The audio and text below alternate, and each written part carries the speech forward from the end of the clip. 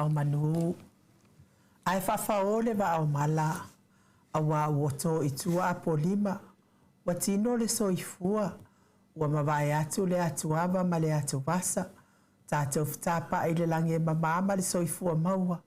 I le amatanga le tātou pokalame nei afiafi. Wa mapua i nei whalamatu. Ai wa e tia i tonga mawhana. Wa taule tō whasa liu liu ma le uta sa sa ili.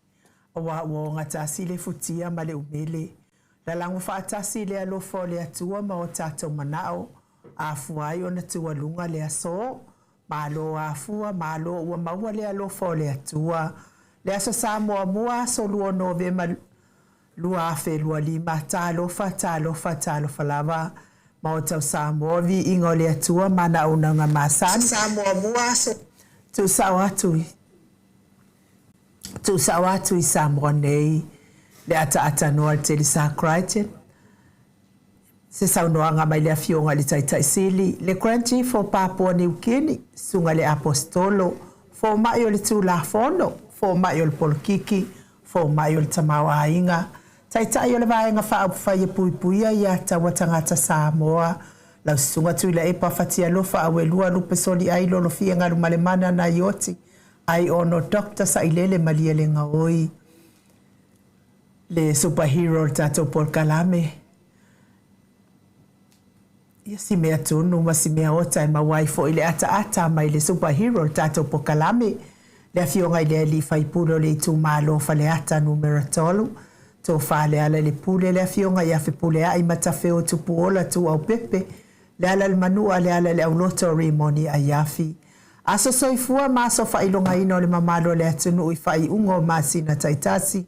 A ovi ingo le atua soifua i pe ona langi ina le tele o au fai pese. Mai Samoa New Zealand ma au se talia. Fatalo fatua i au na Sofia le atua i so se fata tapuai. Fafia ngai ngole maot Samoa vi ingo le atua Raven e sau. Aso ravienda le anama le fale tua ya upulasi. A fionga le aki e pikopo, a fionga mose se tui, fionga ia patele pa iyo le tua inga sama le mawalungo le kalesia katoliko. Presidente o le kalesia metatisi ma le presidente o le auso fe alfani, no fo asea sunga i tau simtanga luenga le saufa inga. Ta maama tina malo malo e mese mawalungo le kalesia metatisi. Sunga le to ino le taitayo le kalesia metatisi sa mua sofa atasi, Revenzione tauleota. Talo fale taitaifono le kalesia e fakasa. Le no fuato ina sunga i fafea ngainga male mawalungo le kalesia e fakasa. Sunga to ina le kalesia la mosato e fuata ina. Reventele tausanga pino no. Malor so i fua manuia i au onam falitua le kalesia e o chili tu palangi male tu Samoa. Talo fai lau sunga pasta visita flava ya mosa mawai tama soali. Pasta sanga le tuila epa mawhai upu. Pasta faatili matulino Samoa ma le falitua. Pasta ya kopolama maainga. Sinia pasta tai aunga frost ma le falitua. Talo fai e kalesia sofitu le itu palangi Samoa. Talo fai ya pasta ainu umuli anga abi isawainaya ma le falitua ya saipetio le e kalesia Emanuelu. Kalesi o le au pa ia o aso ngatai lau sunga le epikopo. Ia sianava te vita ki o sianava malfaltua ia Jacinta. Mori maua Iova e kalesi a so faatasi kanana fau. O a uma e kalesi o ala atua i de tapua inga Samoa i le atua. Fa malo ngā lulua ia tau sunga i whawhenga inga. Mana i o tau faltua e meise mawalunga o tau e kalesi a. Fata alofa di saufa inga ta mama tina malo lo manu malo. Reverend Tavita Roma malifalitua ia tailua Roma. Reverend Sava Iloto malifalitua ia Paris de Loto. Muli anga tele soti malifalitua ia Potofo. Tina malolo man malo ia Pevita Otua mawasea sofa umui longo tayao mulipola. Talo faileao sina sio tato watunu. Fa malo lava tapuai. Malo fo ile ono sa idi soifua matua o loo fianga iai. E o lo mafatia pea i ngase o le tino i tau mia i fala efu ma le apulpulusia i tō whanga i so se maota i meise so se lawa maota ngase o lo tau sia i le tele o le soifua ngase le mamanu le atunuu wale ngata i Samoa nei o New Zealand au se talia ai me se le malo tele o Amerika ma Amerika Samoa tawia ina ianga le leile atua lango maluina o tauta o tonga tinga ile nei fo iaso ta lo fa fo i se tata watu no upele o Samoa o lo iai a inga wo mai masani la wa fionga le au mamalu fionga le tuia ana tui male ali fano ba le to so ala wi le lua malo masiofo ta lo fa le pa io a inga matama o tama ma inga le usonga pule matumua i tu au malata wa inga li tai ma le va au fonoti ta po inga se tata o motu mai sa ia sua ma le vai fanua fo form ai tu langi sa ole masale au mua ma le lau ni una sa lua le afifi o fa atu to fa le ula la una mtasi ma upu ya te ole motsa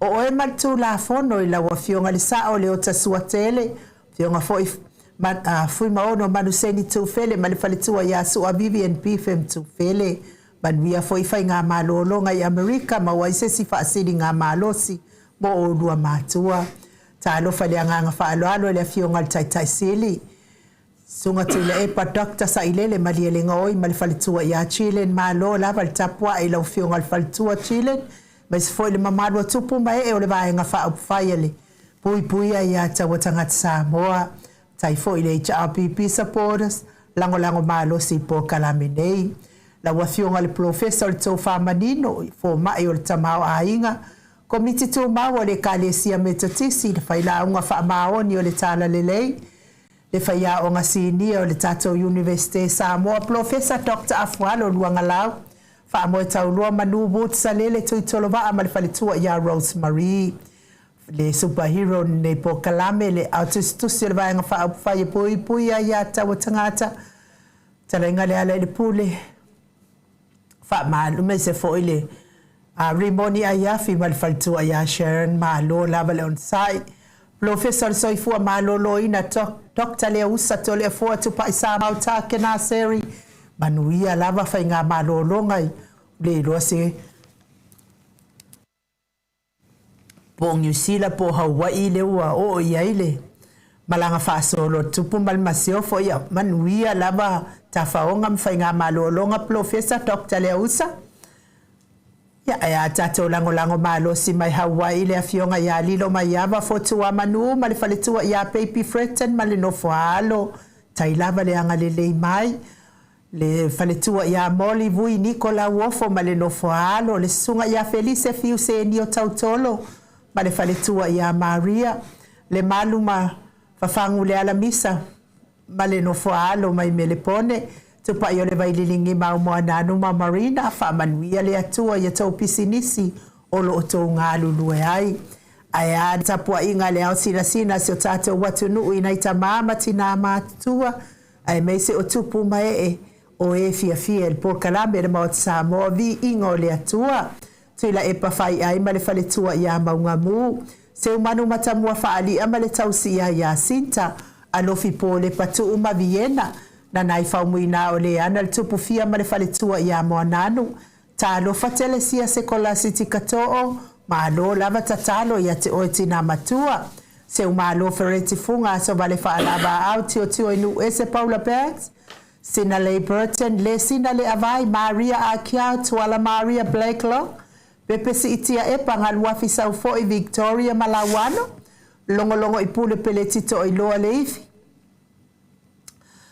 fa mau moana e keloma Rosalia mo popomila fo keti siamoa evo ayo faiva feile u telesia tane le afoa fa malo lava ya te ototi na matu o nei porkalame fa aftai fo i tau tapua inga mamalu nga fopula sa alua tele moas ma le tausi ya Susana lau fili arona fa inga fa ma le falitua sunga ya to alima le ifi pope tuala tama le langi ma le falitua ya Julia fa aftai tele le anga le mai te o sanele tunai ma te o matanga luwao leota manusina se Stefano to le afoa ma le fionga ya matai ati o sa fa atonu ni umata fa aftai tele lava matai ya pupui fatu e lia tau ili ma Filipina fa savalu ma fa alongo felila ma soe lolo ane misa ma oli fa umuina le alali au va amalita boi malo tani elu tito malua timu se wa mulito iboloa ma to o ha mataio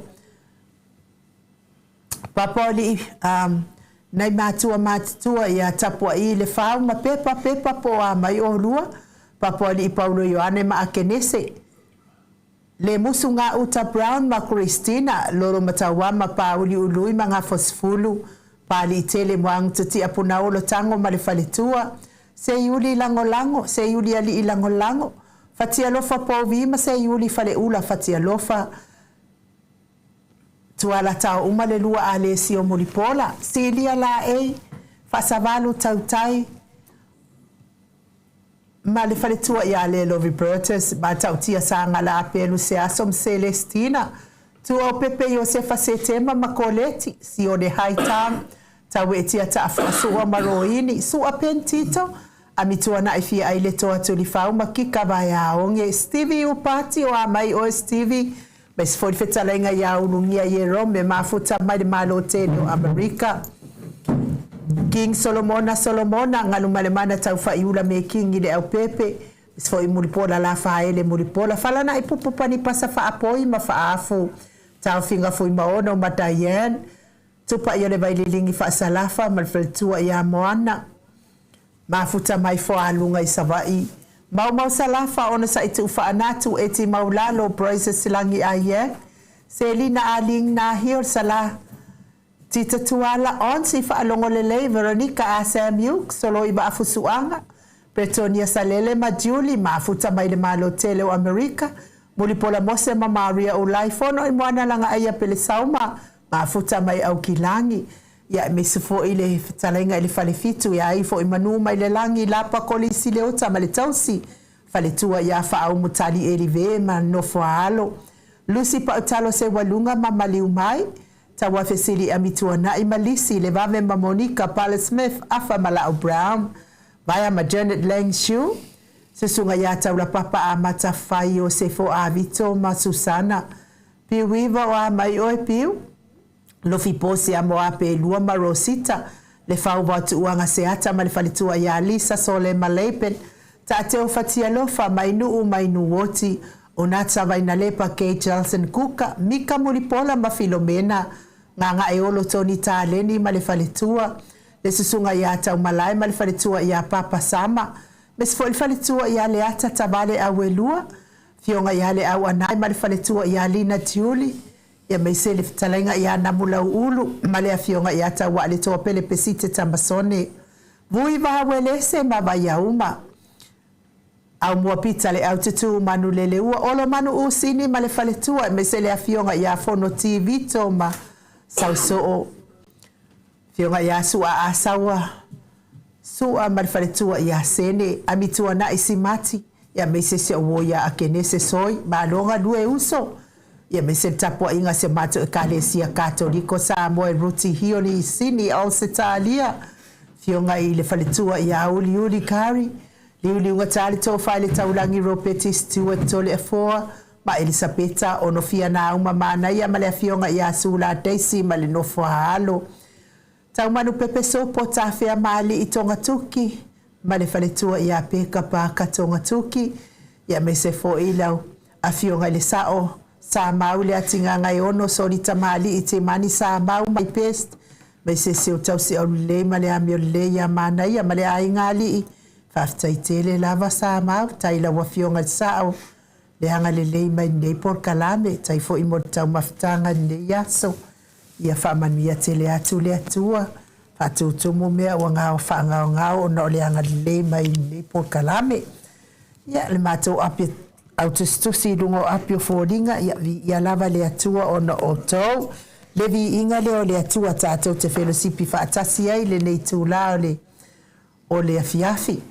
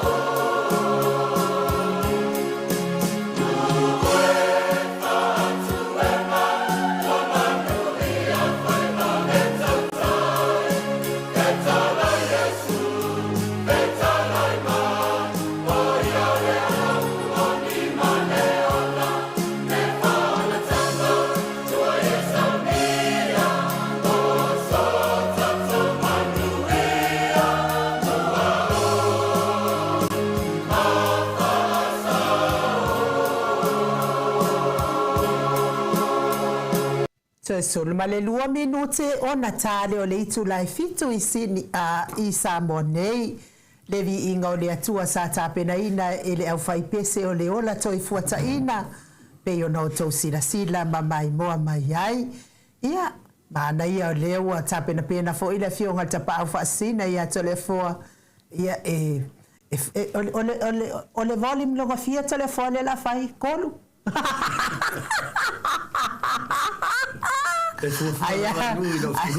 Ai se o mea vo se o vaenga fo ia.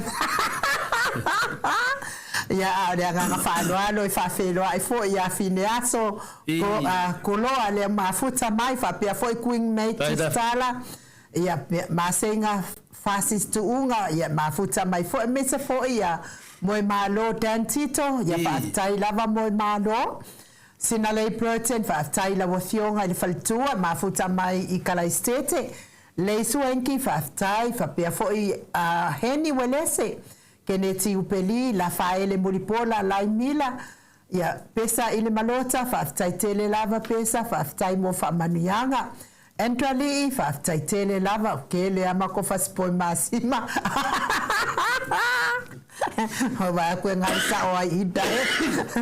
Willie P. Smith ia whaaftai mafuta mai I au kilani New Zealand le whau waitu misa nanai mafo e whaaftaitele mafuta mai ia I whaitu lea I kiki am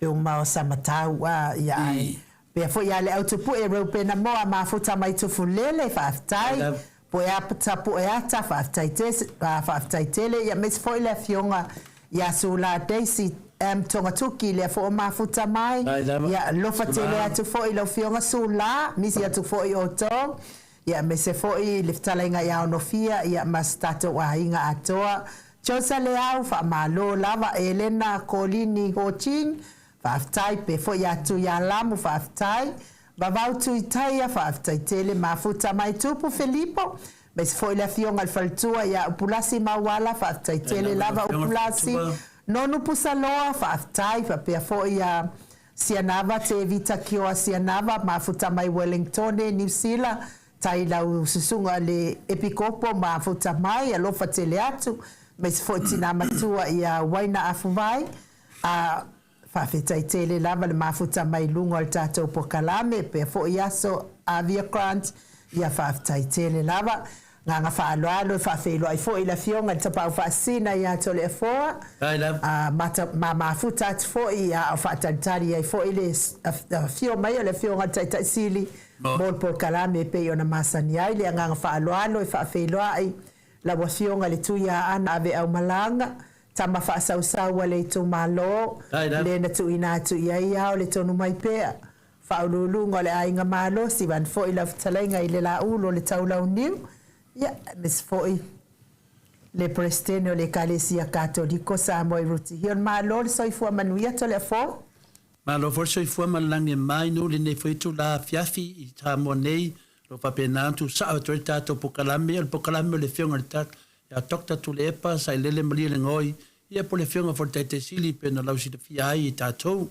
ngang fia mo no fatu lo le fiona ngang paia fafta tele Yesu daso nei ia o le aso ta o le aso tele na tapu ai mai tanga ta sa mo ile tua mesi tato tofi sa mo nei te lo ai nu se aso sili lenta o se tato tu te le swing al tatu atunu enu me wo vai tu foi de ngar ru mai foi o la fenga renga tofi le tua yo te tale tonu yo wo matu tsunami le na matu vai nu le vesi matu langa fa pena te mantu fa tala fina le ya maro so foi nu ya tata sa fa malo la ver se fa madia ni tu na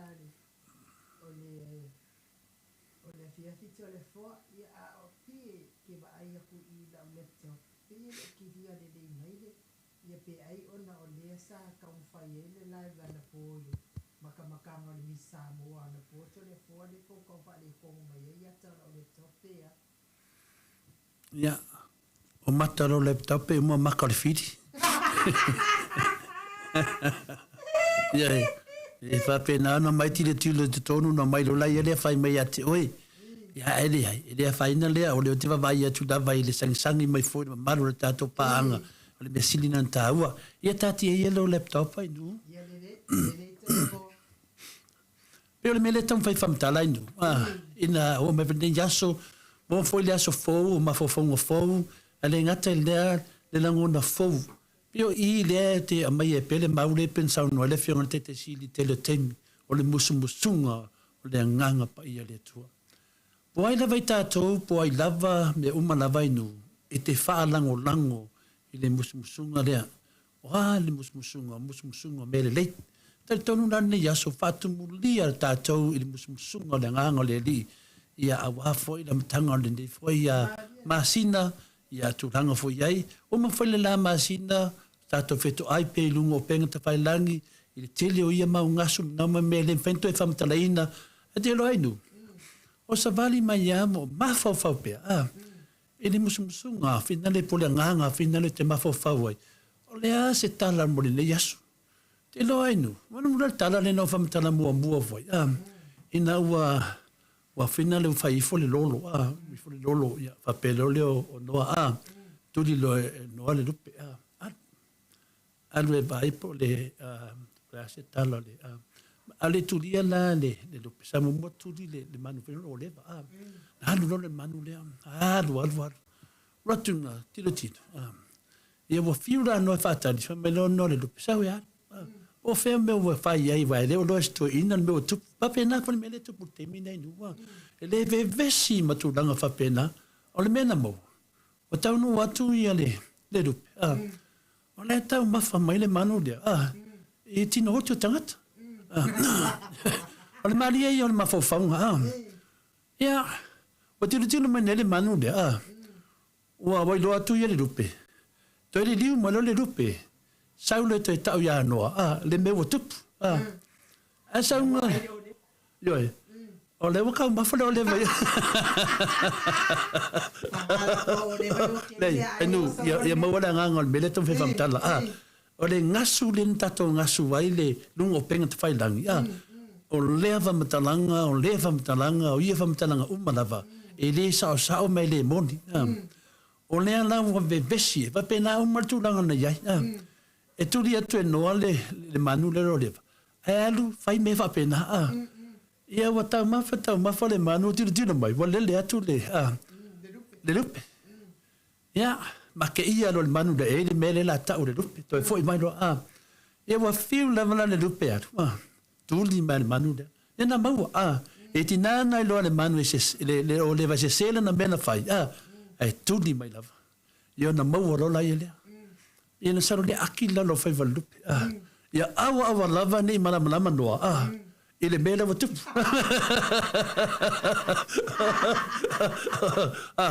e mana tu ela ai nu mai le la lua tonu vai aso o fa pe na la van so ya ile le finga le lolo le le la vo bifo le lolo al mena wa tu ia o le lupe foi e fai ona ma fo fam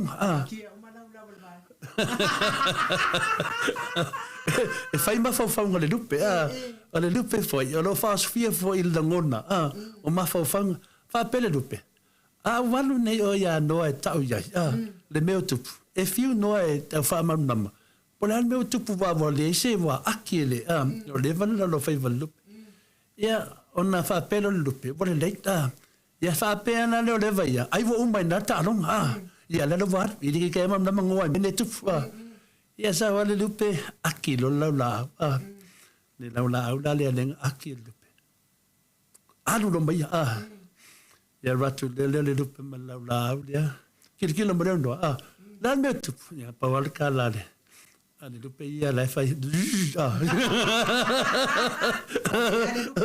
ngale fa la o de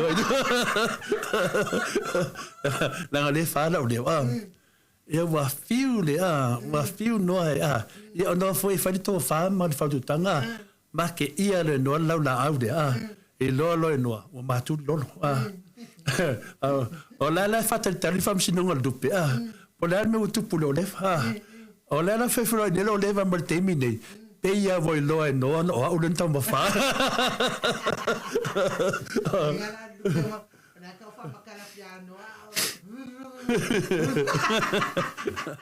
ale mena la tu pune e nu ya e wi lava na kiela lo fai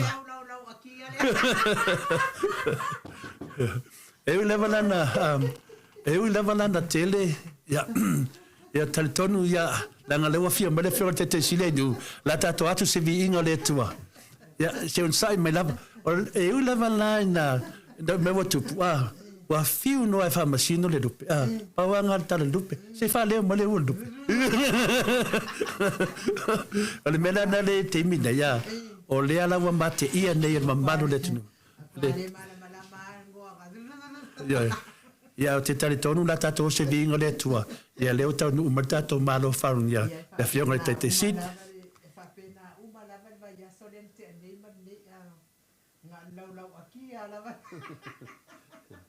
ya le siri matawa e foi ma fa lupe ia ati mai le sau ma le ole la ole e sta mai ia no ole vai wa matutu ole lolo wa matutu ia e mori atu lava whaamāloma whaatai la wafiunga ia unasa baina lepa te Jason Kuka ia anga lei mai lima se lau tāla mo tātou mafutanga ia whapea fo ia le fiunga ia manusina se te whano mai palitua ia mataia tolu se lau tāla ma lei mai ia foi ia nese fo ia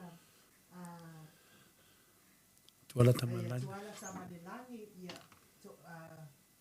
sunga ia to lima leiti pope tuala tamalani ma palitua ia Julia ia anga lei mai fo le lima se lau tāla ia o tātou whaamoemoe ia lea tau whaamaupopo mai tātou whaamoemoe ia lea o tau silapia ia tūranga o lea wai ai ia maua i nei Samoa nei ia tau whaamaupopo ai fo i tātou seleni lea ia pei fo i o na longo i nātu ia ele tu pei fo i o na longo i nātu ia whaftai tele ia unasa vaina lepa Jason Kuka mo le lima se lau tāla pea fo ia manusina se te whano matai a mo le tolu se lau tāla pea fo ia tuala tamalelangi ma le whalitua ia Julia lima se lau tāla tato se leni lea leo whamau popo mai ia wafo i le mai iei nei ma le tā upu atula i mai ia pe lava o no tau whaafonga e le tu mamai na fo e le fionga ta pau whaasina ia to le afoa ma lo tangata ia le nofo ai nei Samoa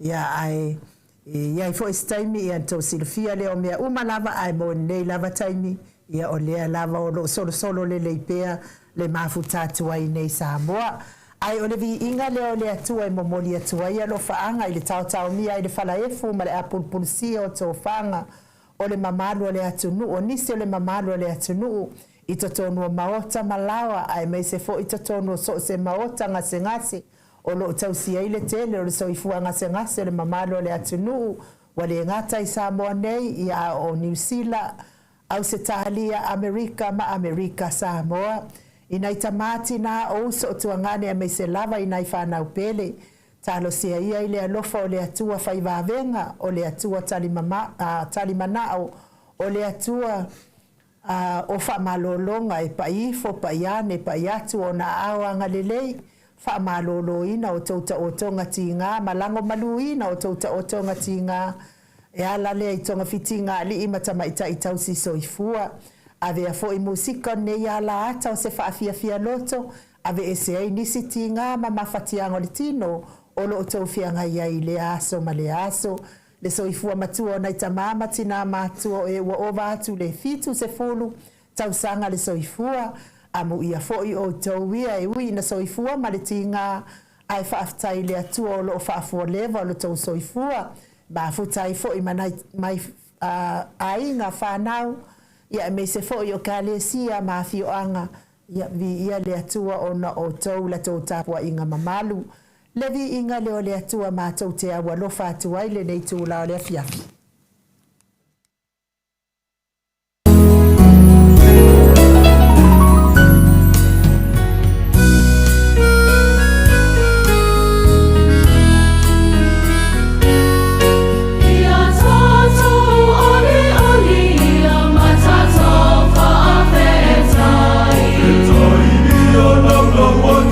Yes,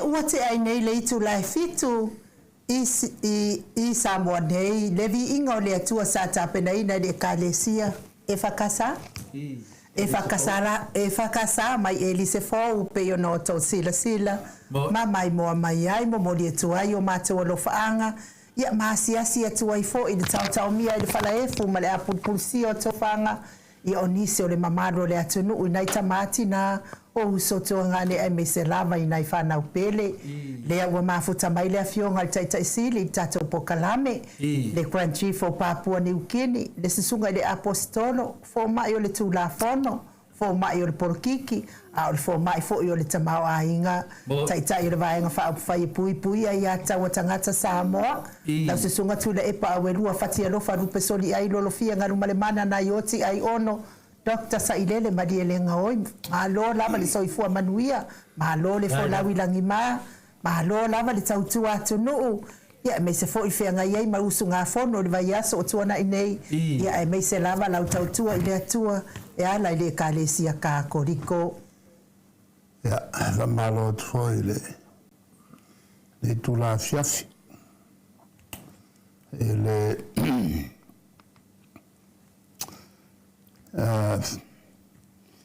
whaawau o Columbia whatalanoanga. Mādia da. Ia.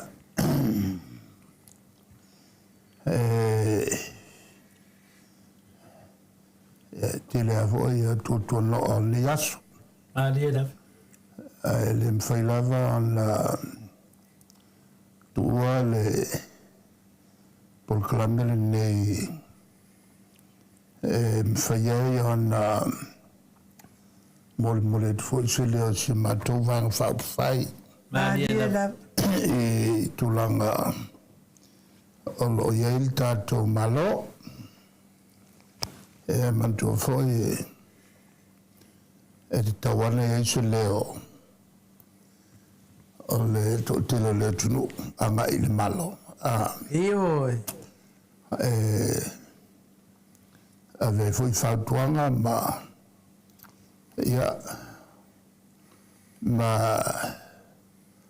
le tūlanga no tai o le whaunga whautuanga Mādia da. le whaunga no whautuanga e le se tātou me mwhai tūlai me lava le malo i le teimi pule ala tō Mo. ai ele tau filea e whape mai tu ia si malo e atu Ioi. Mutua vai tele lea ia i tue ngā manatu. Ala no inga a tu sape le anga tu pea. Ala mo kua vai o ia manatu e whai mai tu pea le malo e atu. Alu fea. Lango inga alua kua umale ele tunu tu pea. A kua ngā kanga e ma kua lea i ma se manatu mamao e le tūlanga o le moli o la tūlangona i me whale tonu. Mo, i de. Hoi nā tonu a awala mai ai me mele o le angsala. Fefe tau tare la me tonu. O le tūlanga lana nā pe tūmau pēle vāanga le nei. Ada mai tuanga e le mwhai lava o na la ese. E tanga tau ese o na mana o i mea. Mādia da. E le fia ia se tūlanga to i lalo, se vanga to i lalo. Po le alava le amia tonu o le vanga tu to i lalo. A e le mana o ai o na le mawaini ala to mea. Na tu kalmea na lai o na tāpā le ia tō whinga molmoni o lato lava, mo lato ainga. E le whapena se manatu o i le tainga o le HRPP. E matu te le vai i tū vaina. E matu te vai tele a i tūranga manui ai le tunu. Mādia da. Mai o le mulmuritai a wala o whainga malo le. E o ngata si le lea ma le usta i o tu la fono le tua. Diena. A wao se malo e tu le mai e le whai al fina ngalo le tua e soli aso skula fongo. Diena. E le kai popole tangata. Fosi le mea. Ai me se ape a whai le pisa tangata. Diena. Ia ai me se fuol tongi tupe o tangata. Ioi. Ele ia a waine pisa. Diena.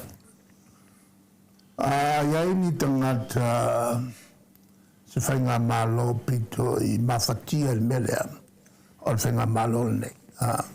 Ilele. E langa nave ese mo meo mori mau pelo. Diena. Mori mau tau whase. Mori mau tau whaleanga. Lea o me nei. O lea mātou te turi loa. Lea la wo atu te tonu. Ia i whaloa a meri whamaungi ngā ko mau. Le mātou whataua whanua whalenga no i saina. O le mau piko siri ngā kum kaukia. O le lo le wai ate utou le malo. Diena.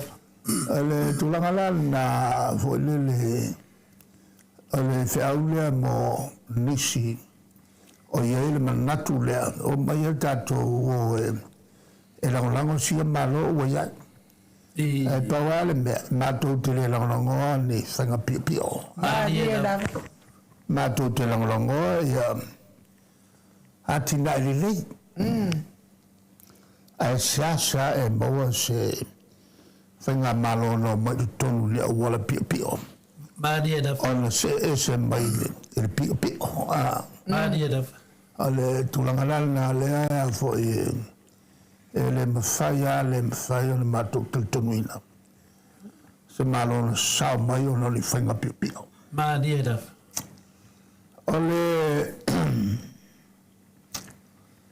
Ole so le masina le nei. Ole masina le nei e ave whataua i le kalesia le katoliko. Ole masina mo tangata pupungatia tangata wale sao li langi. Diena. A olo o iai se no whanga whateltali. Tuli ai le latu whasalanga. Whai mai le launga le tau nei. Pesa whare pui hoi lili. Tuli ai lo whasalanga e tu sai o nai au ta mai sol tu la folo. Ata whai ele na e alu le langi. Ia. Ai ele si talitonunga. Ia foi ai oti ai. Ai saunga sala ki alu sawa ai se oti. Ale le fitawi el mafofonga la. A fai a singau ka mai me pepelo ang fai.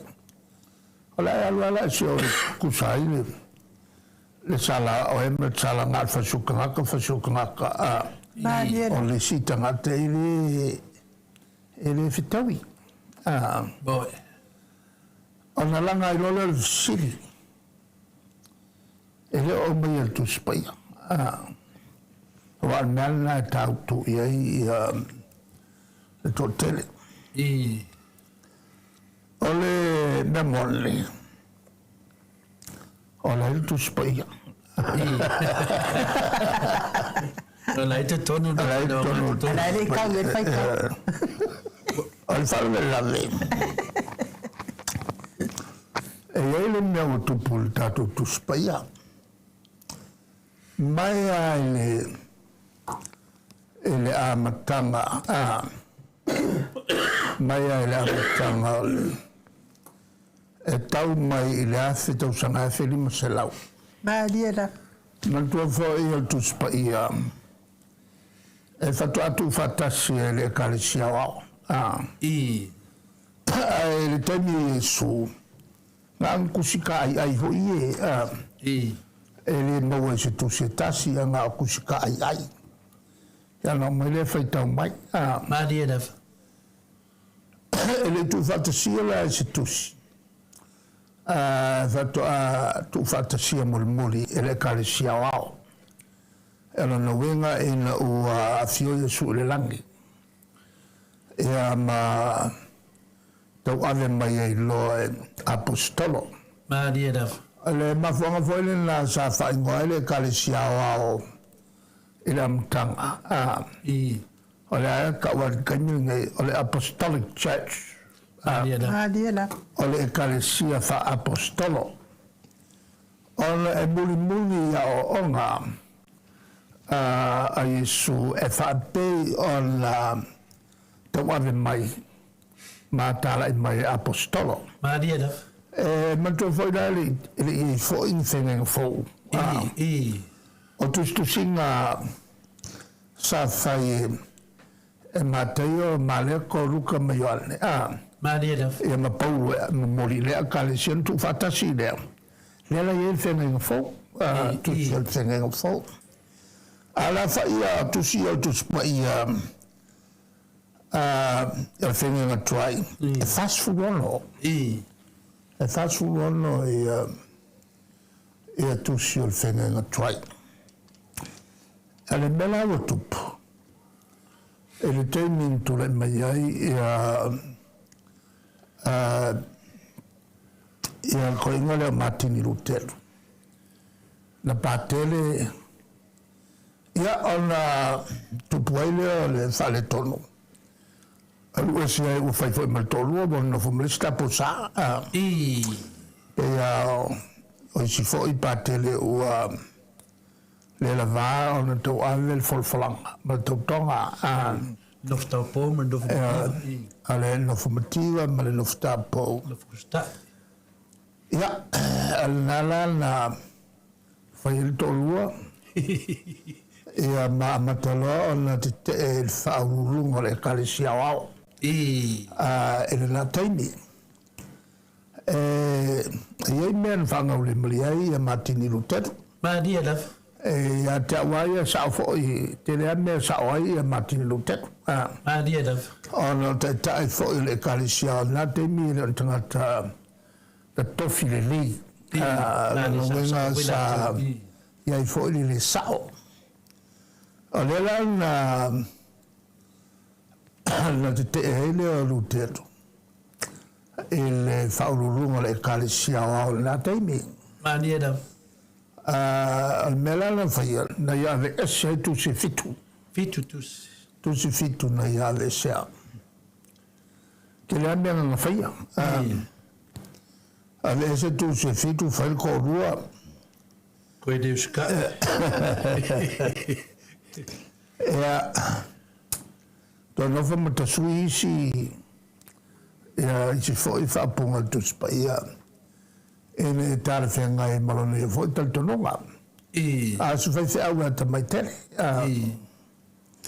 ole la ia ave se tu se fitu al tu si la el fila ma tu si lo le mekapi o inala le mekapi la o mai ai ia le tu si e te talo mo lato o mari liu le taua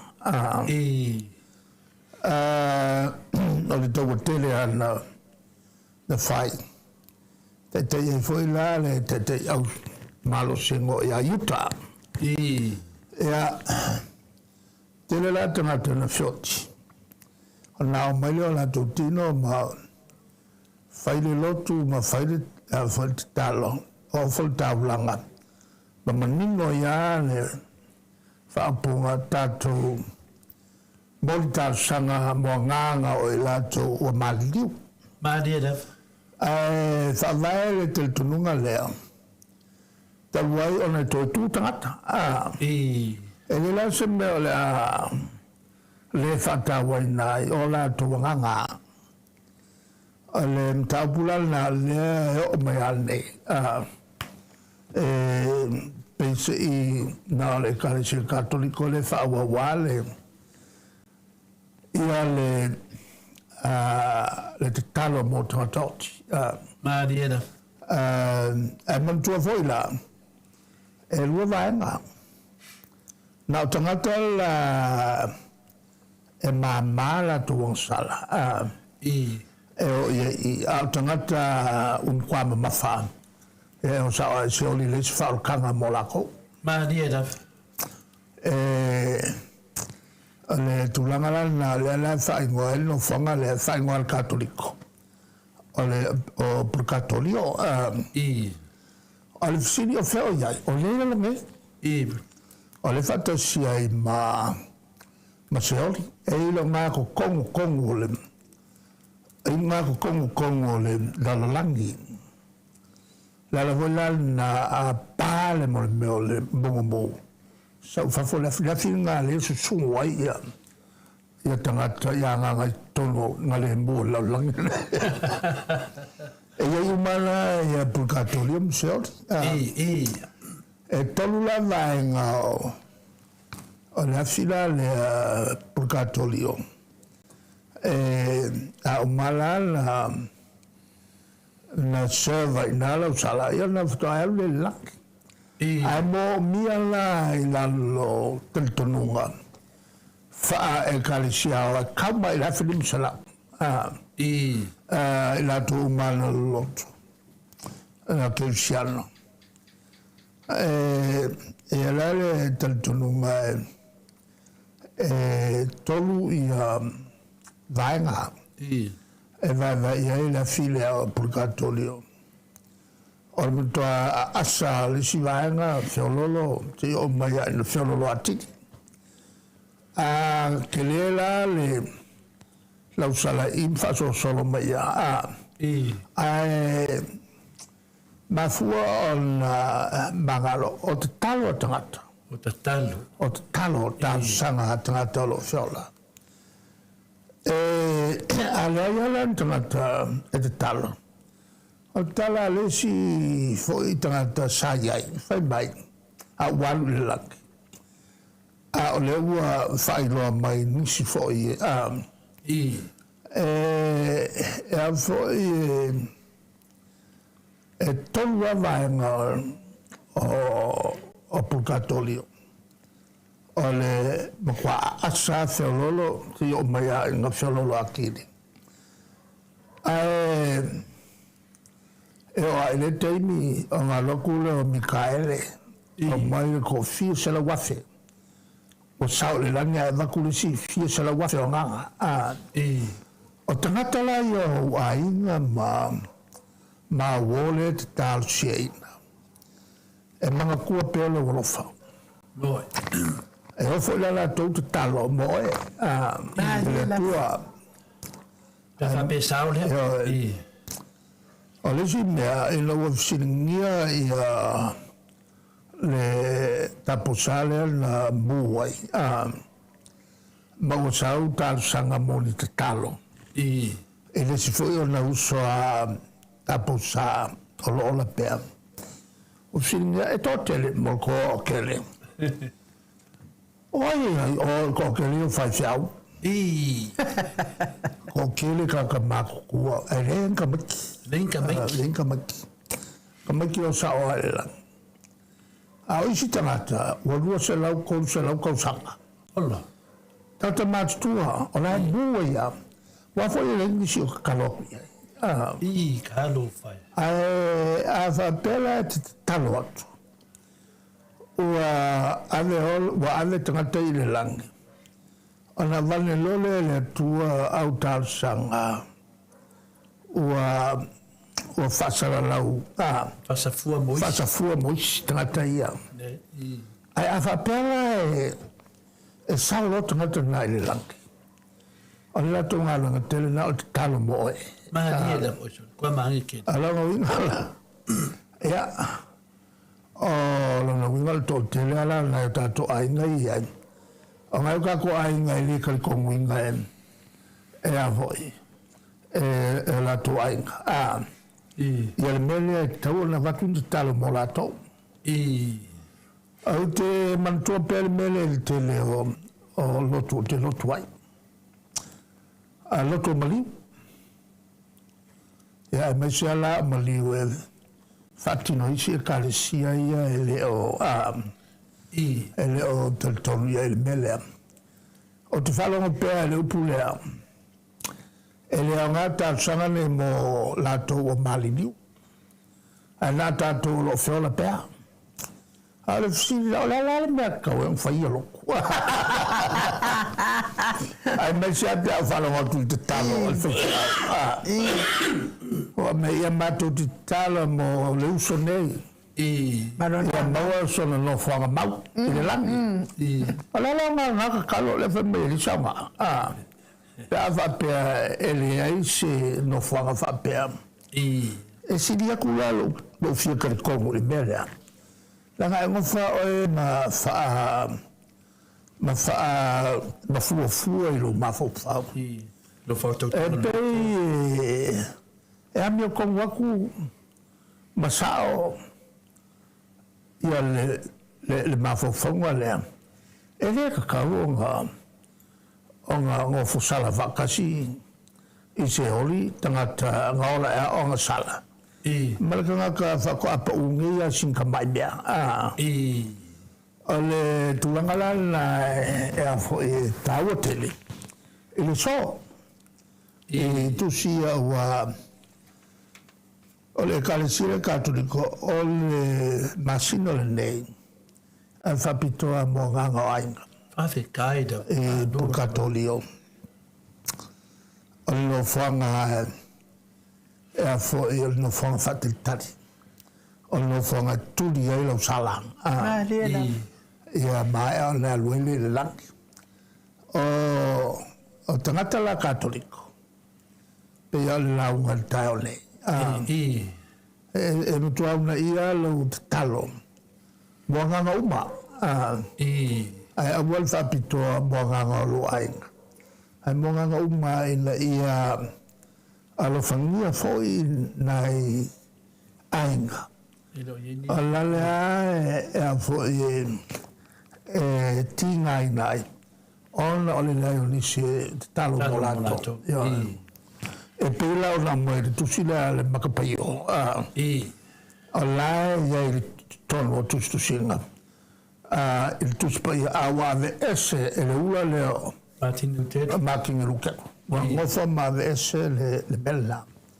o io voglio ngo forma ma suile ia le tu singa le ai fo ia a Paulo il tusia loma wa no forma ma tu yele upu alone in English alone winga faith alone alone winga na alfatu tu no mangalwa bo la na yasuya ia le fo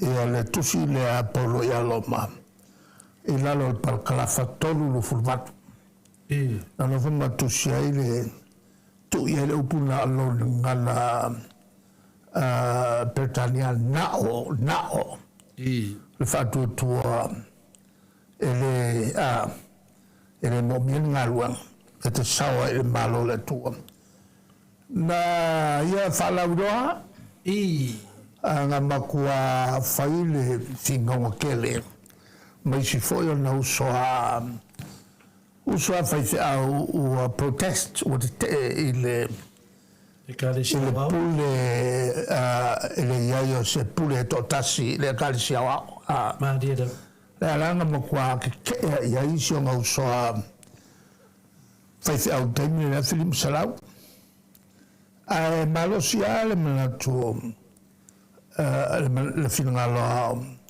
Martin Luther wallava le grace of God wallava le malosi o le lofo le tua e fa sao night nat ele mombia ngalwanga mantua fo o isi upuna yale ele le fa pe mai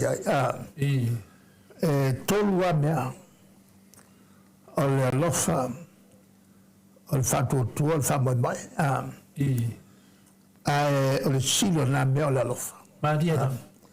E a mantua vola, e le se alofa, e le se tino o le alofa. Ma al kasi al me whakingo le alofa o ngā luenga. Mo, le. Ngā luenga, o le lea le tūsa wadi. O nā e whatino ai o ngā luenga. Le la tau mai, a le inga o ngā luenga. Le la ua mai tusi Iakopo. Wa le sui ai. Le tusi la Iakopo, mantua vo Iakopo. O Iakopo le tali o alfaio. Maria. O alfaio le uso Iosef al tama faio Iesu. Ia, o Iakopo la fatonu e Iesu. O le a o le a aveo e matatai o le ekalesia, o la ekalesia e tu tono Jerusalema. Maria. Langa i ke kau i le kupo kavika. Pei fo i oa. Taua le tūli la, o nei tō tele tangata o le ato i sia li liu mai la kong whasa kau inga. Wa Salamo. Salamo. A li liu mai la e tō sia fo i mai i lau ekalesia. Ia mawai wha maanga longa o sala. A li liu mai ki la mawai wha urunga kau ia kavika. Ai a kou Iesus. Ia woki a koa le a fo le whea ua whaotanga. Le langa lainga a ku mau pēr i le whaurulunga le kalesia. Ia pekeru la alu i loo i loma. E ngofoi o ia whaurulunga mai a kofia whai maunga sui. Whaurulunga le kalesia wao. Maria. A o Iakopo aia e ngofo maua i Jerusalema. La ngā leanga na Filifili Iakopo. Ia, ai halu i a o ai foi, a o le lato pule, ia peteru le angalu o ki ai oi. E loma whasa kau e whau unga vai. E le masina la so o yuni la so rufuli va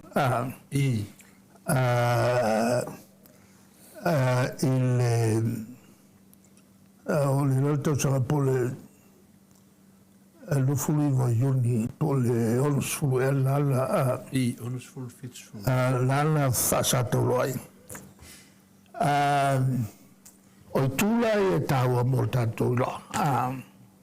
Mantua foi na Filifilia i Peteru. E avea whaurunga karesi e whainga malanga le na lunga Filipi. Lena malanga ia kaua Iesu i ngā. Mangu ai ma Iesu la vea ele ala. Kauri lima. E le langa na vala uelo e su whailo mana tofinga. Tofinga la i o le ua au tofia nei o o Peteru. Ma kualo me ngō simonga. O Peteru o le upu faltina le o le papa. Rock. Petrus. O le upu faltina na le Rock Petrus. O Peteru oe, e longo nei papa e whātua i la o e kalesia. O ki nei o le malo, o tu nātu i ate oe, o ne te tala ina laro nei, e te tala ina fo e le runga. O ne te fusfusia laro nei, e fusfusia fo e le runga. Ma o te i ate oe pia se i o. Ele ngata anga o le langi. Mai le mawhai o le marumalo seori. Ia te oe. O le ala e te lelu i tau ia whawhengai male e kalesia. Ai pia o na le ala o mai loi le i le la whenima se lau. Tere lola la o le kalesia ai amata mai a Martin Lutero. Le la le a foi ele o mawai le tusi le ele anga ua kipi ese ia le fiku kusi ngal ko sui wala ia tusi ia o le whenga ngā trai e mawai si tusi pa ia a ko si pa ia pape aia fasfurongo la fa le la ia i tusi ia le na bese e lutero le la ia la kusi le tau sanga mo i la tō madli tau tele mene mo le malamalama o tangata katoliko aia o ai o ai tangata katoliko la kokere o mawa foi mele pe ngā ngā kua ele o whataltala pe ele o ele o ano iai tau pule ale tau ala na o taimi la le whatau te le katoliko ainga tulu i mai le manuia i ate o i lo walu te asiasi e tunga mau o lo ainga so o se whanua tanu ma i lato uma o le te tanu ai ma o le sina mau whale kalesia a o e iai tunga mau tau te le whai au tā tanga o e iai tunga mau mo lato uma o lo te tanu ai o sau soson te lea mo lato ai mesin a nganga i leo mwhai o na sao le langi. A o leo lo mawhatia i tau tongi na ia lato whale tonu. A kua ia i ele esi senga mkako. E ngā ngai fas, ngā ngai whale ko ngau ia ave o kua kaungbala. Ia e ke iai ngai masinga po ngai kausanga ia koe sa foi lalo i whafua e mama. Ia whapenga foi la ma purgatorio. E whai ai le tua me si siri mo tato. O le taua o le lau mai le so. Ia ma le tusi whaitau. Le tutawal na e multa por kalapi. Pero me le tau fisile tu. Ile taua pe lewa e saunua le tu le aso. Ya me se foi ale e kalesia wao. Ole me le tau fisile tu. Ole me le to tono tu spaia. A fai e te vesiese upu. O te vesiese baenga. E te no fosala. Pe se me finale se tangata. Ya le wa vese pete. Wa vese ne lutelu ama. Tato nunga na awa ne whapopo se upu. Awa ni whapopo. Awa foi te to se upu. Leanga upu ilo ia i tonu. O laia i tua le ngā paia. Laia i tua le ngā paia.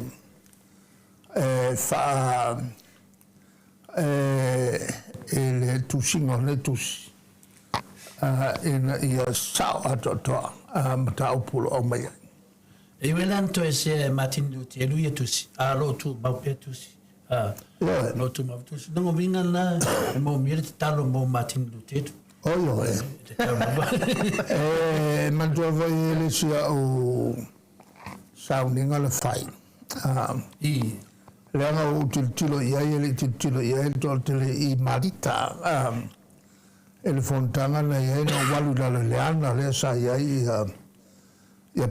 fo ia paulo. E na wa fatia le va. No tilo foi lá ele tu si pa ia tu si lima. Sole o le kusi fa pengel kiri a fa per ma fifi le kusi no foi upo kasi ai pe uma le aso wa kusi foi le sa fa ngal fu bo ia male vetus fe la ngwa wa foi le kusi o tu sinei.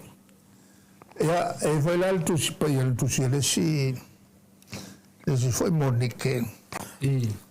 le la na ya tu si ai o malolo tu si te talo leli o ia la na fum fa popo bu fo ia wa o le malo mal mala a to mal vi inga fa va la va amen o mo mi ara karo mo matinu te ya ale bela a kilo la ia ka kalo le o mai matai anga o mai a ko ia ka kalo leli e ke le mo wangi punga a le muri ia ka foi maupuna la o mai ia fa mangalo mai matu sala pen fa mangalo inato e wana mai te mai o le ko ke le ka kai e o male aso la ele o fa mangalo o male fica o sanga ele o mawalo fa mangalo ia la voi fai le si fatta otoleli fale tonu mo lo uso ele un kula ka la fafo alo fale le a wanga e umala so e kapea ya ale mel le tupule ya ne o fika sanga o kuwa ya mako mako fa ko fangola ko wa pelo mangenya ia longo vinga e wa nga foi te aule le tu le monele ia so wa foi le fa fonga nga foi malo tunu ia te minde yo fa lenga ia wa e te de ta fa te tali te mi a tintanga te talo mo e te mini te talo a o e mo o e me te talo mo le bois ia ta faia tu te mini lo ta pena fa fera va nga le tawa o le me fina le te ona lo fa tu a pe me le a faith alone in the town ana ta vai tu nei ale tu ona era ta mantua le kwa mangingo po yakopo o fa ko ele isia fo ise madvenga e mat ele singa longa e mat e ke mbawala upunga ilalo o tusi yakopo mata upulua fa upulo sfutu mata upulua fa upulo sfutu e te mawai upuna o karanga le sitina mata lo vo il mele la fonga kaka vo e musu fai la to la fonga e fatino nga lo nga fa samali nga lei no calnolia il tinale il va solo in tele o ta wale le vanga le ta pai su e le sala tupe mai mawe e umanga foi tangata mati ma dia da ala mana tu au fai la fonga la te coupe su e ala la tapa tu lo so pe che lo vale ma fai a Yesu se o kan ya la fonga ka leanga ya ala ka ba mai ka ko da fonga le su coupe ko su vale abela ofe ana la folle ofe le vai o le samedi o le Nazareth o le ia moa te maua kanga e whawhai le ngukua ngai a pirikia e le fuilavi le tupe te tongere tato la whanga ia le ana anu pe tatu ngā wakua ko ngā kua e uole e le lau ia ke lea e kanga rao mai maua kwa ile kupela e a pirikia e le ngukua ia malanga tongere la whanga ta mai na le nau tatu li amata me le tonga la fonga ma dia ya le la wa o man tonga la fonga lo ko kongi la fonga ya puno wa tulo su fa ile la fonga sa mul maiata kia ya la fonga ya coupe ku fifia ya le vina na bakayo le pe ko siringe ona kele na kuskusinga i le soifua o le tatou le. La ka oko i wakikango ia sunga e matai. Lei. Ele o... Mele sen pina pia. O matai o lato. O lato umaia te la temi o ia i Salaelu. Ia mau fo i whaimalanga talai. Ia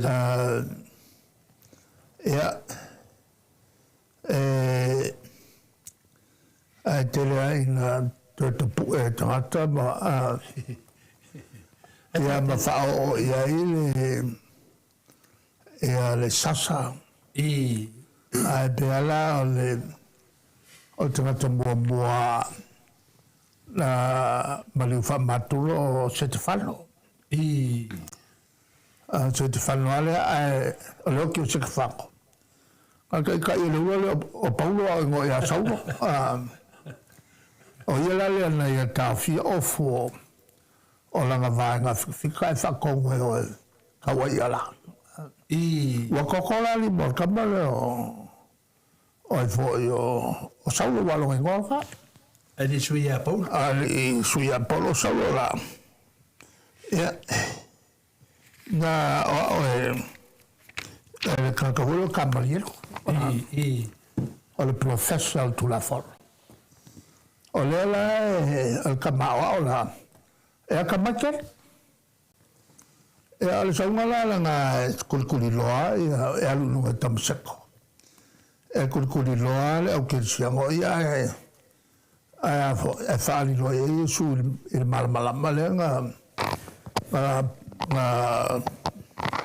ka wasoi.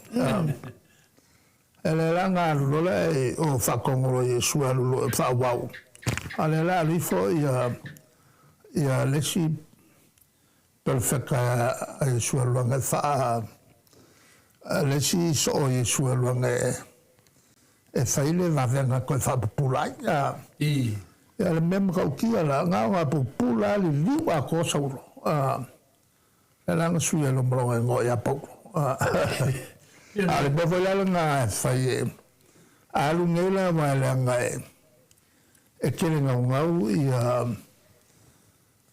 filho Paulo walu le ngoa al nga ka leo ka kofsu ka nga ka fai keke nga pelo ia alu akwara ia Paulo e lo kwa buka ka kingo o unge Paulo sa o sasai au ke shano a woliwa a woliliu malus kelea upuanga le amkangalanga te fefe kaka masasalo po se me mo il me poco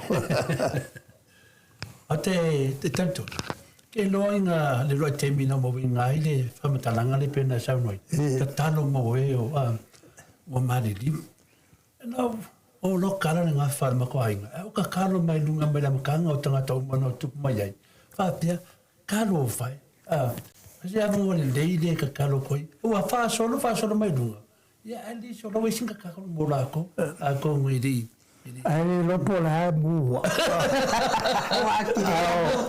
le la wa ka kalo ale silanga me ale ole tulanga le waka konga fale kalesia o kankange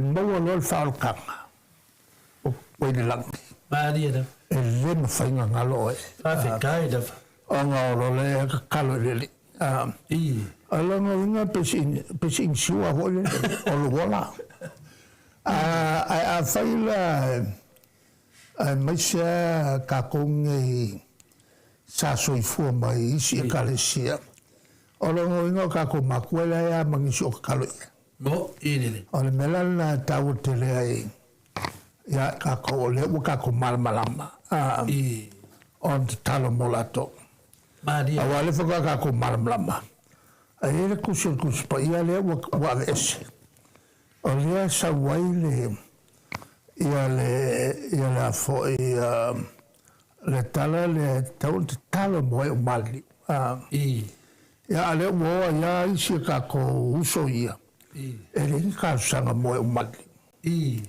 malo ia o fia la ni lang ia lam te talo makala ngafa ma te talo mo pargi ta kile lo ia atono lo bosao ni langi le o te talo mo se ofisi mo mo ta tele ese fa fela me le fa pe mayo finale te lo fatu tua le te fatu nei le fei fa long le fatu ia ai le te fatu nei o ngar venga i tu pu e ni ngar venga le ia le fa tino le fatu tua fa fela ko inga me man tu fo ile talia le talia e le kalia fo ile li ni alafa vaku in selengi e parpala ma qua le kalia e le kola si le mamma male e kupenga maua se wala sorkula fongo ma ke ma qua le kalia ni selengi faftaia mo tadingo la sede del fisili sa mo natu e fisili me si lewe tati ona le fa nga e tu langa na onga venga al fatu tua ya ele o sa ola wala fa ma ko le ta langa le no si e kaino ma apetu ngalu o apelu o fili mai me pikusiri o malelei ana la faman ai alu ia kaino a mai me pikusiri o maleanga an fatu alfa eli kalia eli me leanga ala si la mai eli nan ke si la fia lele a favoela que alu inga so o kalia mo me povi ave con son kape va ko me mai ele kali ele ya eva pela voila ta pe oni tupe ele lea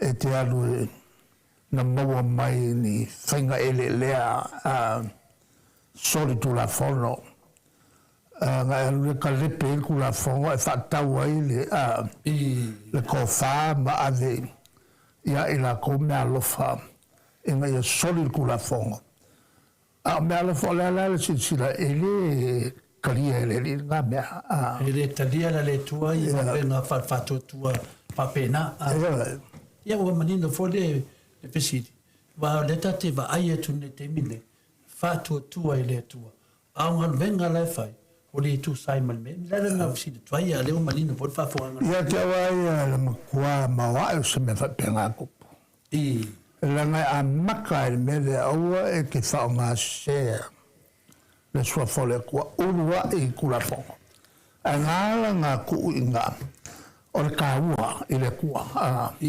wa si le fia le kua me fa fa nga lo nga ingoa e fa kingo ai ni me pio ma dia da alam kwa mko kia al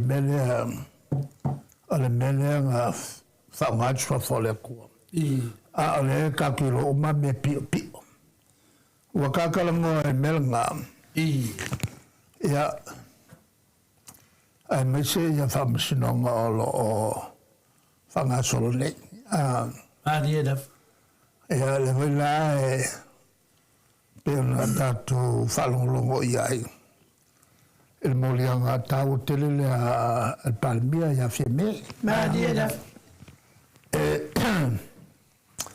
le tu iai le tangata valena le professor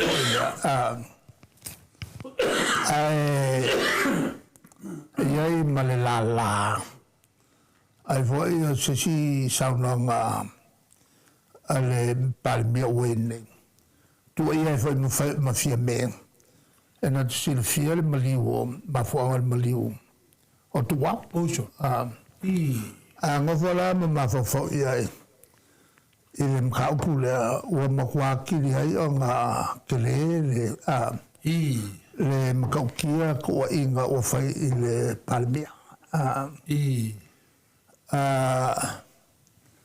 E leo ke malamalele.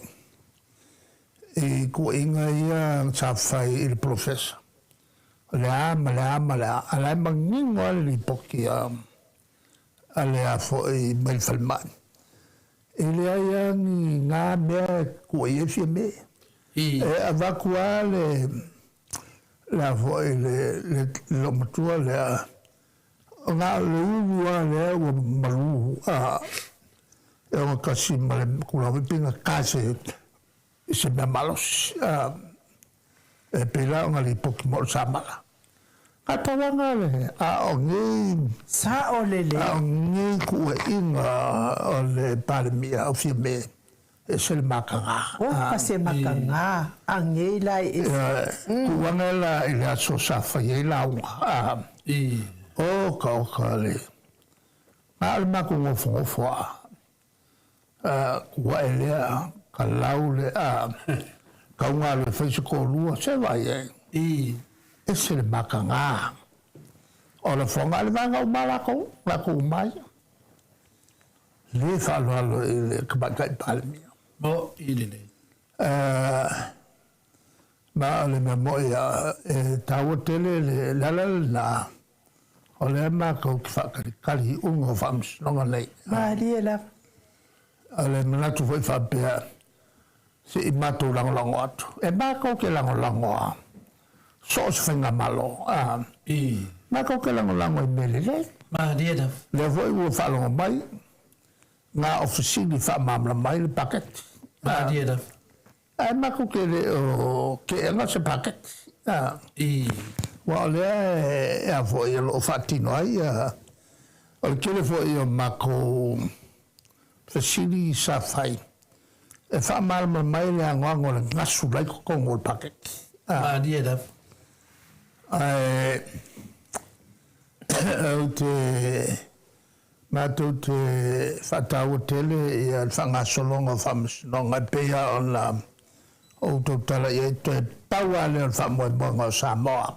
Te tawa le famo mo Samoa.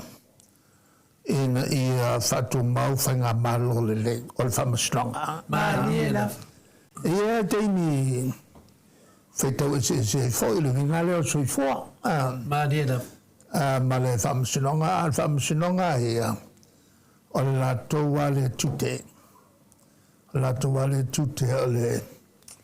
o le fai unga ia ta fiofi la miolanga Mariela mal sol tu la follo marcara pepelo ale tulanga la fole le ele ni opu vanek Mariela o opu a taun fatau ele tunu ato Mariela sa no ngro fionte te si io tasina va en ata wo ye le ta pata tananga ya o le na vata to te ye le asonde te talo mo e o mariu ya longo vinga e te ta frente to talo mo e a miolanga ia le leo la toa mia. Aro le wingal le melel mangalo. Ia el metawol fa mangalo le loto. Il va male tua. Ia on fatinoile o na fiongaleli fa mangalo. A fai le fa mangalo. Ia le sa o me le be ia pe ale tulanga le tu fa tu ai al fa mangalo le loto ale tu ai le Mariela le tu ai le met taun fa olo lo winga ele ku ai langa o me ko langa io al pawal me fa mangalo le loto ale ka fia ilanga le fa me ku spaya o le tangata e na te loa le me tau tala i ai a fo amusu o le anga sala ma dia da o le winga la o le ava noa le la tau fa sa o ai a wale a mai le mamal o tulanga e ka fia le fa sa o me fa le anga i le tulanga la pi u fefefe o tatu tangata le anga le kabalo ke le e ku sa pe kele a to fa sa le anga o ya ia falao kupu anga fa sa o ele tua dia da al mela ele ole pule le fai ole pule mai le tua le ave tangat dia da ele va pela ave le pule le na me ka fiel fa sa dia awa fai mo fiete le ala tolo ele power al fa wa se power Ola va bai. Ela mo mala manamba le. Te mai tai palemia ia fe me te mo vea ma palemia. Ela mala manamba si tato palemia. Ale sa la va pe le tua inga le na fai nei le. Nei le tinale mo bri. Al mele ia tua. Ela manamba po i tu langa ia te vai nei va le wo me te mio. Me ke si tato palemia te mai tai wo. O raku ye se ma lo va ai. E ka lu an mele anu de lo fionte te si. Te le fie total il bella on on tulanga ia itato le ia le afo le tutelnal famsino ma dia da e voi il fate tenga lenga e lo stato le famsino Maria da o ma fa foi la ia fiona le tu al tatu le o tatu te famsino tu ina le i famsino ina tatu Maria da famsino ia ela na o ia up le la tu tutelna la tu ia na la tati ale famsino a saoala na ia fai unga e sanga kulu ia kwele ko ia le famalianga me malosio il mafofau ia a fale tonu foi ia ole tulanga na ala ye upole tu ole fue te fue natu e to fue natu foi ia te Maria da el mela o te lo tele ya alo e mata upu ia tato alel tato fatu tua ia ila to foi lo ye tute Malia la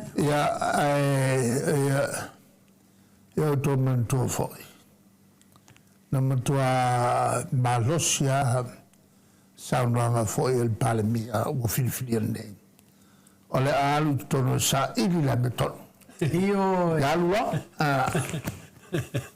o lo en fai mo le mawal wal mo le maw o lo kaimi o fefe wal sal mo le maw ai mala tuala o lo winga la o mo le maw o mai nga fai le wale tali lo winga sa io le mela la la ya fatawa ya tau I famstonga ya Malia ya tawa me stop a ton volta sile me wakili ma ya il palmi o le ma kwa fefe ai e fai unga ya famstonga ya fatat a ton na foi la le ma na o ya e le ma minskale le e male a foi male lo sili eu não falo mais não mano se café aquele faz café den vai taf aquele faz café meu olho não vamos não Maria da ia te vai eu diria mas não pole ok que foi uma cua para me sair lá uma Maria da tu sai el tofinga ale la nga fa fai e fai la nga que li fefe o di tala ile besao Maria o fai foi si go makua e mal te la mele ma ma el totele Maria o tu fa tu ele tu na te lilingi mai ia le mafofonga le te inai le tātou atunu. Ai mai se lava o ia le o le tua le whawai ai le tātou malo. Malo, pe yo le tasi na ba nga tawa tanga le wala ta mai te mi whaafonga I fole maru le tunu I whale lenga fo I waleva na tua iai I le fionga I le whai pule po le hero po kalame ia lera pule. Ia ai whaisina umi tere. Pea fuafua I le temina toso mai ai. Ia ale alawa tawai atu fo I lisi ia ri I sa whai whainan whamtalanga na walaki o ta awhi me loia. Walaki o ta awhi me loia. Ia e pule elo ia o ia tauna pule o ia batua ia e awa ka awhi me loia. Awa loa nunga mulma. Ia mena lea. Ia tātou sa ia. Te lea pesili a votaniero whautuanga. Tātou sa. O lo ia ni whamisinonga. Awa mea se ata whaatātia atu malai. Ia wā foi le tapu inga le mamanu le tunu. Nanga atu sisitu. Ua makua mako hoi e whamtalanga o ne tangata. Ua mako ki ngā inga e whamtalanga whai mai. Ole I lau vaai I ngai atu lumalai. I. Ole maamatua te lea le sao. Ole social media. Maria da. Ole maamatua te lea le sao. O sota inga nei te le vavave. Maria da. E tūlanga whainga palo te lumalai. Maria da. Lora winga la e leto e manofonofo le I tapipi. Maria da. Ole a whaawapea ia mawhitanga ia mautou. Whaftai da. Ole a vea utou ma whawhonga. A whawhonga le HRPP malame tono. Maria da. Ina ia whaalau I loa me sao. Maria da. Wa o mea umai tua I mato o mea pepelo uma. Ilele. Ma ufa maunia. E leo ngi mea ka ufa maunia. O mea pepelo uma. I. Telo meni whai pupula tono o palmene. Malia la. E whawhonga I tangata. Telo tangata wala tu le whata waina le mele la. Au whata watu pe ia vatu.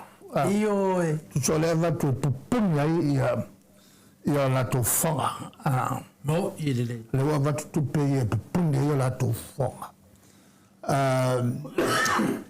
Ale tulanga la na e mele mai tawo tele le maloso fams no ta ofia ni me matanga on tupu mai le tunu ne Maria da. ile va pe o samo o se tunu e tumu ne anget Mo ilele. ele ale mena le pui ai ta tu to foi pui o man o tangata malo na fashion manga I. ele va pe ki ngofoma ma faunia ni au kalapepelo I. ona e sao ya le e ai la Mo. ele me foi mai lo se tangata se mo no ma se la fale ai nga I. la se lo solo falongo I o fonga Mo ilele. ole mena e tau te le ai mo le ole fatau ole lofo e lalo puinga ale leo ma tu la folo Maria da. Malo. Pero tasi na ba anga whaftai tele la va votali na fasili sa manatue. Pata tano elo fionga te siti. Ia mesere tu langa le votatu ia te minei. Ia toi pawala tato fatu tuanga le nei. Fatu tuanga le tua. Ia on le famsinonga mamar. Ia ole ala baltali e mai famsinonga. Ia le nao te lo ole a mawai. Mato dia le I tato waso veneta ole aso pungi sa. Mo ne toi tupu me fa pe mbole anga I lumba. Ia po lato na whenga malo. O la lato nga aso a ta wele aso le pe fa pe e lauli mo famsinonga. Lungo taua o le pongi sa te. Lungo vinga o le a oti e teimi vina le ta ua. Ia awa ne toi tupu mai ni fau nga fa pe lo fronte te si. Lo na ma fau ye. Ia o ngā me te tupu. Ia o ngā whai me whamanatu. Ia wale le leio sa patinga. Ia me se lava alu whanau o lo lui tawina e wafo e le tūlanga. Ia o le teita ino o tātou maro molu manaki. O le tāua na ia te au. Ia alewa i e tātou aso purisa. Ia ato no tupu mane mea. Ia toi whapopo tu. Ia awa lava ne toi tupu molu manaki. Ia pio le. Alala tau te le ile whaawopea o whamanatu. I. Whamanatu ia Malama ya tatu whanau na mafuai. O mo mea kua inga pelo uma. Na whawai nā mea ma le kaukawhiu whinga I lalo o mea le lenga whaire I tapipi. Pawale o mea le lenga whaire I tapipi. O le mela taulu whai wa le whatali nei le ia le atuno. I whainga whawai fau. O le whatali po le atonu whainga whawai o la tau tupe ia la tufatu. E te tau an whai. Awa o le mkwa makilakila whainga whawai ki ngā anga le asasa wai. Ki ngā anga whaunga e isi whai pule kupe. Whawai o la ko whale. Whaunga la whakarili ku malo e leilo. Awea e kupe. O isi kupe e waku e lingi kupe whaiengi mea wa kufa. Whakuskusala ele mea whailo ku malo. O le mkua makila kila o mea whaile whaipapiko. Kua maki e le mawhai. O ngā lako kalimai. A o ngei whalau I loa o le a whakukusa umakaka uma. A whapewhele le kukusa lea whai. O le whalele o I sasinga. O le kasi ala wai o wale milionga. O aila e hanga le whale. A le whale le e whai ma le whale a au. Whai ma le a au. E lua whale, e se le whale ngofo. E se le whale whoko. E ova ma le milionga le kawanga whale. Fesa wale milionga le. Māria. Whai ma whawai nga pio le mako ke mga o. E wawe a mau. Wale ilo le leia. E o I salangi. O I whalanini la e mai sa su e solo po whime waru iai. Ia ko penga wakwif. E a fo I whaile whale leo whape whale whong. Ai wako, o langa ave whai mali whale o lesi ari. Ia I mauka e whale o lesi. Kele mea whale kongo whai. E o I whalalini. Sua le lenga umaya lea, umaya marakupe. Le mea lea sa ue sui pale mea. Ia ngai pauale mea ngā sua le lele. Uma. Ala koe whasini le kumaro po whao I kupe. Le kele ngai mea. Ka whawhiri mako kupe o la e whao ngā e le kumaro. E sua kufu mai se longa e a foi a vel mako lisi e le skala. E a ola koe le skala le mako lisi le ai a mase kumaro le skala o ai. E le pale mea ua kofia ngai. Koe ngā me pio whapea. Whai makira kila. Māria la. A le la ve mai ku ia. Ngā mea e kuea. E kakamula no. Ora se ela ka ko whainga mai. Ai se e mese si. O koe ngā upu e la whakukusa ka uma o... Se ngā amo meo la pisi, lungo isi la pisi. Le ai mako ke maka. A le e lango mele nei. A se palo. E mako ke le kua vangoala e melanga. E mako huinga ka sanga e ka iongum ka le sia soso ese malpolki. Soso ese malpolki. Soso ese malpolki. Fai pela ko ngā luanga. Te talo mo anganga o ewa. Mani diu. Ai u feola. O kalanganga mai le whainga makule maua se mea. Makule maua. E sau uma kalanganga whaadiro lilo thai.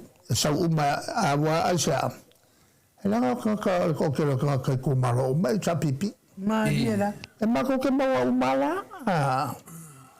Mai se ia kupe ia nga ave e kua kaka.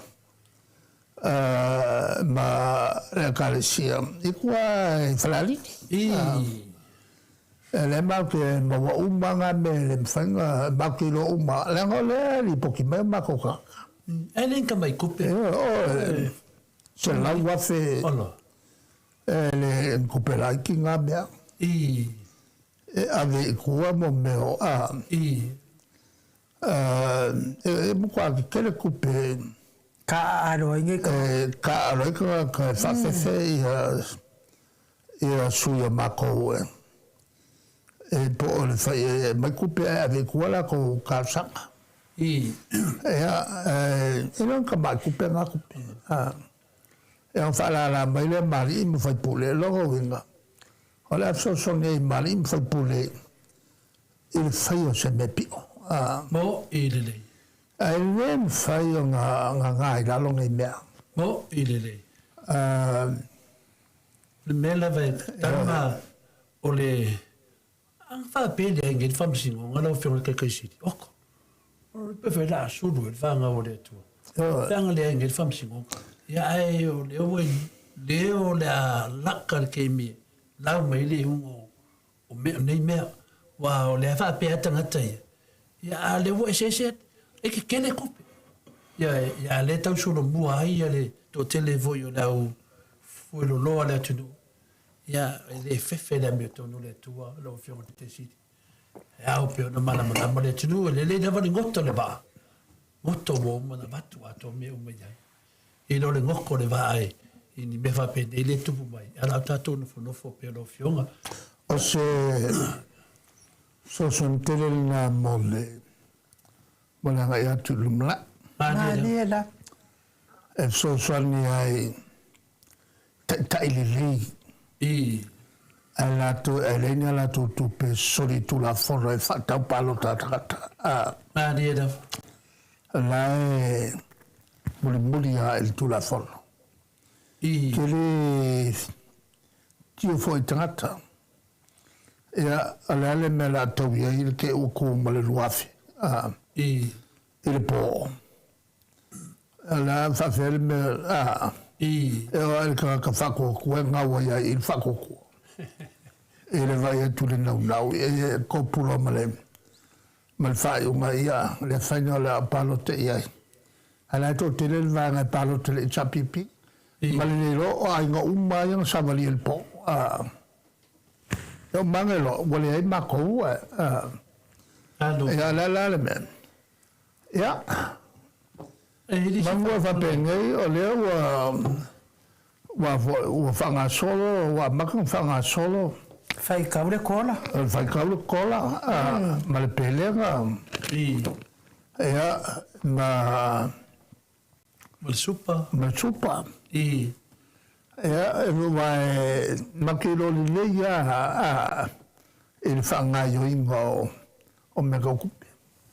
Po ni taimi le e le maro lo le chapipi ngaru lu e fa solo ato ia maua le e ko ya mai ka umai le ngaru lu e ka ko le vanga la ko fa ya meia e mangu fa penge wa a makang mo fo fa le ia ma fo ko pelang ya la ngai la ya ule chama Mariela.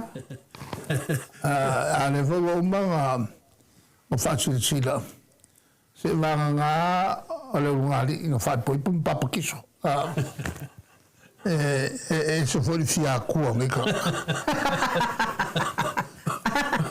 le me e on fa malama ta si le va nga no mo ina le tu langa le ta fia o tato tangata ya ngal ruwe te tono Samoa ya alena no pikinga me to tanuanga ai fonulia sa no ai foi se tasi foi o tangata voi o leva vone tonu ia ai leo te loinga o te leo tangata tama mai o le tunu o fafo ngaru ruwe ai ia la fa mai e ta fiofi mai ia la te lo sa o ku io mena le o te o tua Na sina ya stenele sa Dr. Montalo. Sa faululu ia komsino tulafono. La lewa tapa mai ai le malo solmona lo tu sila tu tulafono ia pe o tulafono le fatawai ia tau to tele.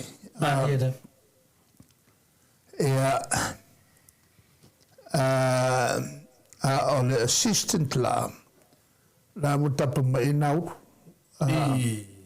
elo tu sila tu la follow sila la tangata po le wo ese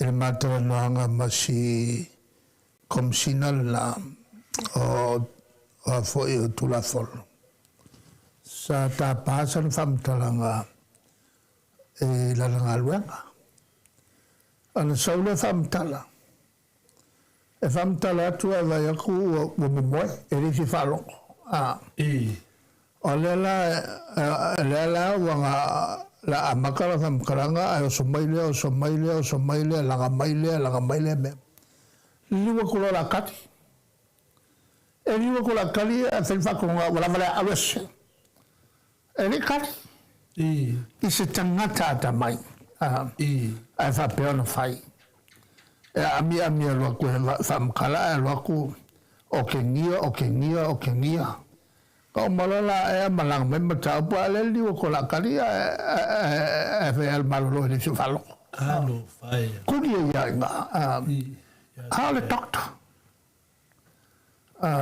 makwa mawa me fai li la ile na foi tangata maulungol malo la na le fia fawawis tape foi comme sino le lana ya fa ma vai lo so vai mai maulung kepi ma dia fa pena foi le telefono il pisasi fa ma vai foi moes o voila lo wakali fa ma vai foi